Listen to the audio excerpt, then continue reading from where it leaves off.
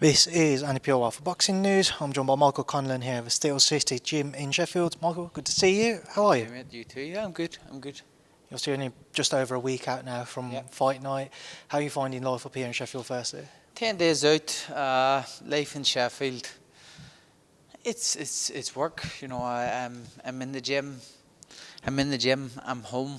I'm on a golf course. It's one of the three, you know what I mean. It's the three things I'll do. I'll go to the gym in the morning, come back, have my lunch, either jump on Call of Duty, train the evening, come back, or I'll train in the morning, go and play golf, train the evening, back and rest. No, it's simple.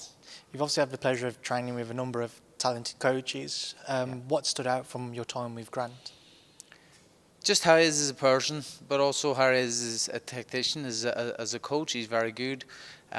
He's brought me back to the basics and helped me tweak the mistakes, which, you know, I felt I needed to tweak. I knew I needed to tweak, and that was why I kind of chose Grant, was because he was the one person who was pulling me up on the mistakes which I knew I made. Going obviously into this fight with Jack Bateson, what are you expecting from it? I'm expecting a fantastic performance. You know, how I've been performing in the gym over the last while, how I've been since I've came here, the improvements I feel I've made is fantastic. So, you know, I rate Jack. I think he's a good person. I like him as a person. A decent fighter. This is his big chance. So I'm expecting him to come and give it his all. And you know, I think he said that one of your guys at Boxing News that, you know, he thinks we could be overlooking him, but there's not a hope in hell I'm overlooking anybody. I've been here in Sheffield now for 12 weeks for this training camp. I've put it in. I haven't been as at a peace mentally and physically inside and outside the ring in a long time. So, you know, I'm expecting the best Michael Conlan to turn up on the night and do the job. When he fought Shabazz Massoud a couple of years ago, obviously a lot of people were kind of surprised by just how comfortable Shabazz made it look on the night. Do you feel like a lot of people with Jack then are kind of thinking that that performance and that night is what people will expect moving forwards? I don't know. I don't think so. I don't care what anybody thinks. What the public's opinion or the boxing people's opinion, it doesn't really matter. I just know that I'm going to have the best Jack Bateson in front of me. You know, I haven't even went back and watched the fight. I think I watched it at the time, but I haven't watched much of his past fights. I know Jack. I've shared ring with Jack and sparring and stuff, so I know what he is. I know what he does. I've done a bit of studying with Grant, yes, but I leave it all to the coach to watch what's going on and see how things are going to move. On the flip side, you obviously mentioned, you know, you're looking for a strong showing, a big statement showing. Do you feel like you're putting that pressure on your shoulders as well, because you want everybody to really take note of what you're trying to do and position yourself as best as possible back at the top of a division? No, I don't feel it's pressure. It's something that, you know, I know is coming. It's something that I feel is there, and something that this camp itself has showed me which will happen.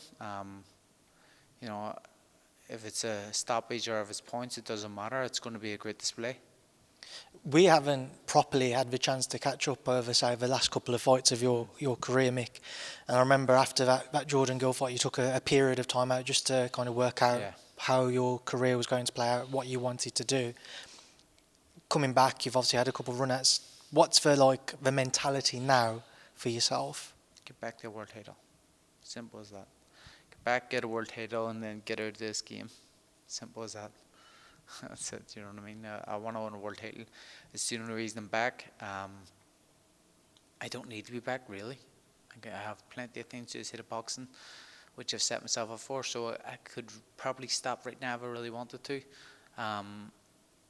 But I have a set goal to be a world champion, and I want to achieve that. And I said this is the last roll of the dice, you know what I mean? You know, if I was to lose on the way to trying to get that world title, that would be it, and that's final. I've said that. I have no problem with that. I don't feel it as a pressure if you're going to ask that question, because I feel it more as no pressure. No, I'm not expected to do it now. You know, I was expected earlier in my career. I probably put an awful lot of pressure on myself, but also the public and boxing media probably always expected me to be a world champion, but you know, it hasn't worked out that way, and for no fault of my own, you know what I mean, it's me that's made the mistakes and, you know, paid the price in the fight. So Now I've got to go back to what I'm doing best in boxing and getting jobs done how they're meant to be done. You mentioned how maybe a lot of other people would have felt you'd have been successful in some of those world title opportunities you've had earlier in your career. But when you look at it now, do you feel like that's completely out of the window and it is allowing you just to focus on your career moving forwards? Yeah, definitely. Now it's just like I don't really pay much attention, probably like I used to when I was younger, to like the perception of the public and what they would have thought and what they would have said, social media, all that shit. Now I'm just like, say what you want, I don't care. You don't believe me, it's no problem. I'm just going to go and have to do what I have to do. And if I'm successful in being a world champion, fantastic. If I'm not, then so be it. But I'll give it me all. Again, like I says, I've put myself in this training camp, 12 weeks away from my family, 2 young kids, missing an awful lot of our lives because of boxing. I want to make it worthwhile. I want to be a world champion, and that's the reason I'm here. You've said, for yourself, and you just reiterated it, you want to become a world champion, and for you, if you do that, you can then sail off into the sunset and enjoy the rest of your life. Obviously, given how much of your life you've given to boxing, going back to obviously the very beginning and your amateur career, and now looking at the professional ranks, are you confident and are you assured in your own mind when that time comes you can just wave goodbye to the sport like 100%, 100%. I do not need boxing. I'm not in love with the sport the way a lot of people are. That they need boxing and for financial reasons and stuff they need boxing, and I don't even really watch much boxing. If I have some of the guys I manage, if they're fighting guys, I'll watch their opponents and watch their division, yes. But if it was a random show on a Saturday night or Friday night, I'm not going to put it on my TV. I'd rather watch something else. You know what I mean? I'm in boxing now 27 years. Like sick of watching it at times. Like, you know what I mean? I've watched that much. In fairness, this training camp, I probably watched more boxing than I've ever watched in the last few years. So yeah, it's not a thing that I'm addicted to, and I need boxing. I don't need boxing, and that's something I'm at peace with saying. A lot of fighters feel like it needs to be like in them, and they need to watch everything and need to be ingrained in things. I don't care for it really. It's my job. I've set goals in it, and I'm a person who is too stubborn to give up on goals when there's still an opportunity to achieve them. When you look at that mix at world level then and the current champions, your likes of your Espinosa's, obviously Nick Ball recently fought Stephen Fulton, but where to? How do you see one of these opportunities opening up? I like the WC route. This fight now is for the WC International title. I think Stephen's the champion.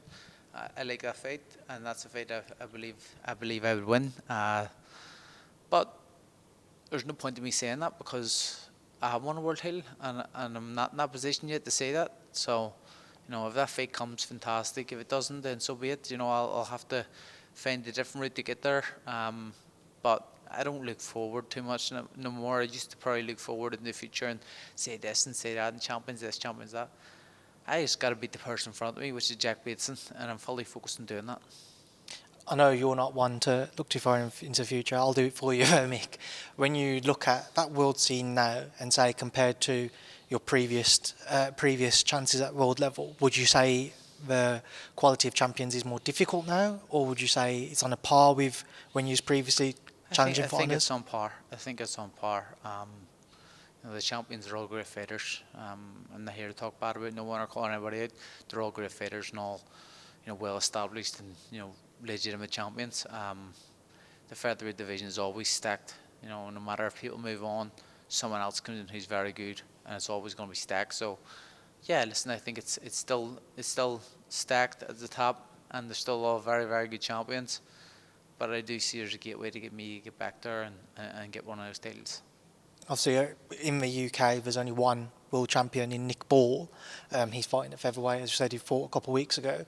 What did you make of his fight with Sam Goodman? I thought it was a really good fight. I thought the cards were quite wide. I thought Nick won, just edged it, but I thought it was much closer than what it was. I thought Sam Goodman fought a fantastic fight.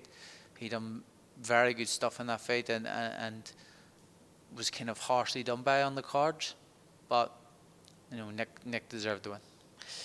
If an opportunity presented itself there, is a Nick Ball fight one of interest to you? As I said, I got to beat the guy in front of me first. It's not something I'm looking forward to. Going, yeah, that's the one, or that's the one. It's whoever I beat, and then whoever I'm fighting next is who I'm fighting next. Obviously, just with a couple more before we wrap this up. Past opponent of yours, Leigh Wood. A lot of talk about him and Josh Warrington potentially having a rematch. Just get your thoughts if that one is signed off. I'm not sure there's really much of a point in it. It's a good fight. The rematch is a good fight. Josh was winning the last fight and Leigh landed the shot, so you can't really say anything about that. It's not like guys that can go up at this year, not there with my fight with Leigh. It is what it is. He got the job done. He always seemed to find a way to get it done. Who wins? I don't really know. It depends what both have left. Leigh against Kakachi. Josh done better against Kakachi than Leigh done, but does that mean Leigh has less than Josh? I don't think so. I don't know. It's an interesting fight. If it happens, fair play to them. That's all I can say. I know a fight with yourself and Josh was spoken about prior to this next weekend. What can you tell me? It was only spoken in the media. There has been no, I managed myself, and there was no contact to me about who's fighting or when you're going to fight or what's this or what's that. Now, I think it was Janae's last fight. Frank Smith said to me, "What do you think?" And I says, "Sounds pay me yes," but that was it. That was the only thing.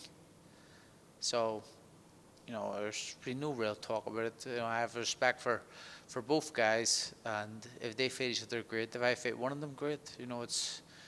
It is what it is. I was going to ask, obviously, I know they're both about super feather now, but if, say, they was to come back to 126, or maybe if you were to meet in the middle, or even if you wanted to venture to super feather, are both Leigh Wood and Josh Warrington fights that you've got your eye on? No, 100%. Listen, there are definitely potential options there for me. Rematch with Leigh makes sense. A fight with Josh Warrington has always made sense. And as I says, if I was to fight any of them, I back myself. I lost against Leigh, but up until that point, I wasn't losing, so I can't really say much about it. It is what it is. What happened. But all respect to both of them, and if I get the shirt ring with either of them, fair play. Just away from that, get your thoughts on a couple of fights. Canelo Crawford. Just your take, please, Mick. Wow, it's a good one. Because I was at the start, I was saying Canelo's too big, but when I saw the face-off and the body language of Canelo and the body language of Crawford, I'm edging towards Crawford now. I always thought Canelo was too big, but I'm not even sure. Did I mix that up a second ago? But no, I always thought Canelo was too big. But after seeing the face-off, Crawford, for me now, I'm leaning towards Crawford. Because he's not as small as what it seemed. He's level size on height-wise, and then, he's carried his power up right up to 154. Can he keep carrying it up? Who knows? Skill set ways, Crawford is unbelievable. He can fight both stances, forward, backwards, anything you want. Canelo, probably on the tail end as well of his career. He's had a very, very long career, but, is he the same fighter he used to be? I don't think so. He's probably not as ferocious as what he once was. But does he still have enough to be Canelo? Who knows? To be Crawford. Who knows? I'm leaning towards Crawford now. I've asked a few people with some interest to get your thoughts, and you mentioned the size. Obviously, with it being a 160, Crawford could well just decide to come in an ounce over 160, and then he's made it. If you was in his position, would you come in as close to 168, or would you look to be that bit lighter so he keeps his light on his feet? Crawford's a big guy. I don't think he's going to get himself down to 160. He comes down in weight. He's very big, and he'll walk around probably 190. Maybe even 200 at times, I would say. He's a big dude. He's not as skinny, and he gets himself down to the weight, but he'll walk around heavy and he'll come in probably about 164, I think. So